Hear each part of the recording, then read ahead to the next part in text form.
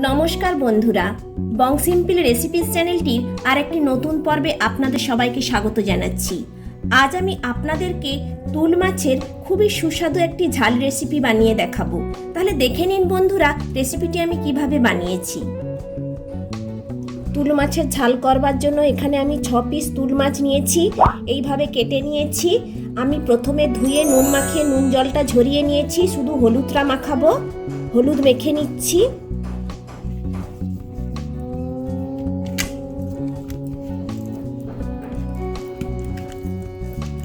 ভালো করে সমস্ত মাছে হলুদ মাখিয়ে নিয়েছি। এবার রান্নাটা করব। এখানে আমি জল দিয়ে একটা মশলা বানিয়ে নিচ্ছি। 1 টিস্পুন হলুদের গুঁড়ো দিলাম, হাফ টিস্পুন লাল লঙ্কার গুঁড়ো দিলাম, 1 টিস্পুন জিরের গুঁড়ো দিলাম। মিশ্রণটা করে নিচ্ছি।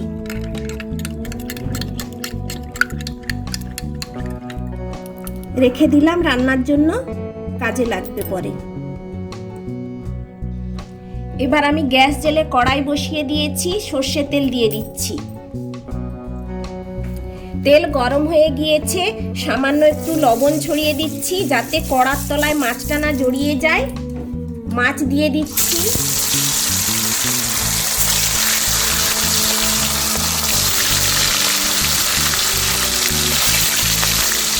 হাই ফ্লেমে মাছটা আমি ভেজে নিচ্ছি।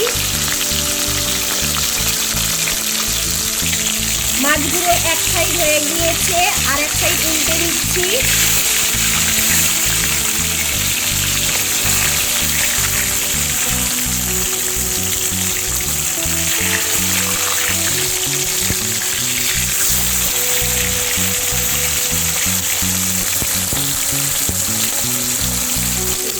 মাছগুলোর দু সাইড ভেজে নিয়েছি, ভালো করে তুলে নিচ্ছি। এইভাবে বাকি মাছগুলোও ভেজে নিচ্ছি। আবারও মাছ দিয়ে দিচ্ছি।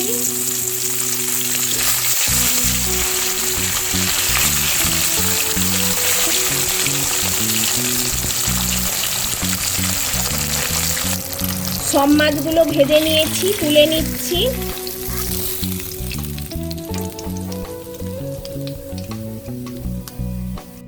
এই তেলের মধ্যে আমি একটা পেঁয়াজকে পেস্ট বানিয়ে নিয়েছি, দিয়ে দিচ্ছি।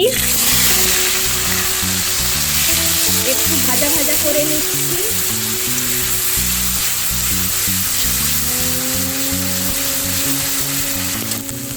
পেঁয়াজটা একটু ভাজা ভাজা করে নিয়েছি। এখানে একটা টমেটো পেস্ট করে নিয়েছি, দিয়ে দিচ্ছি। সমস্ত কিছু একটু ভাজা ভাজা করে নিচ্ছি।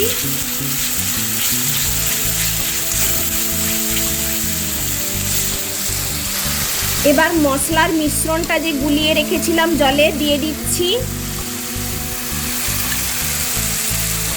আবারও নেড়ে নিচ্ছি, মশলাটা কষে নিচ্ছি। মশলাটা একটু কষে নিয়েছি। আমি এখানে 2 টিস্পুন সাদা সরষা বেটে নিয়েছি, দিয়ে দিচ্ছি।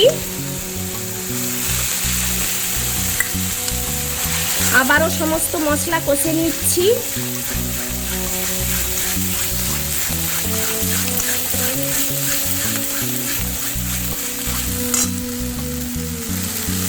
স্বাদ অনুযায়ী লবণ দিচ্ছি। আবারও কষে নিচ্ছি মশলা। মশলাটা ভালো করে কষে নিয়েছি, মশলা থেকে তেল ছেড়ে গিয়েছে। এবার সরষা বাটা ধোয়া জলটা দিয়ে দিলাম, আরো কিছুটা জল দিচ্ছি।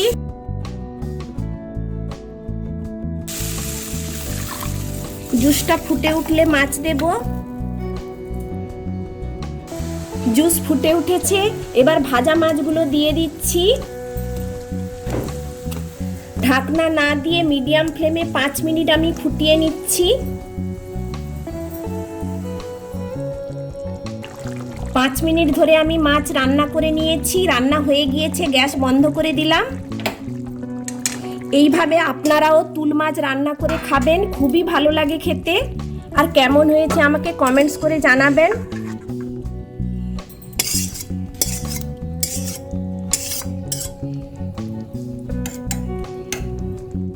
আমার এই রেসিপিটা যদি আপনাদের ভালো লেগে থাকে তাহলে লাইক, শেয়ার, কমেন্টস করতে ভুলবেন না। আর আপনাদের কাছে আমার চ্যানেলটিকে সাবস্ক্রাইব করার জন্য অনুরোধ রইল। আমি আবার কোনো নতুন রেসিপি নিয়ে আপনাদের কাছে হাজির হব। সুস্থ থাকবেন, ভালো থাকবেন। ধন্যবাদ।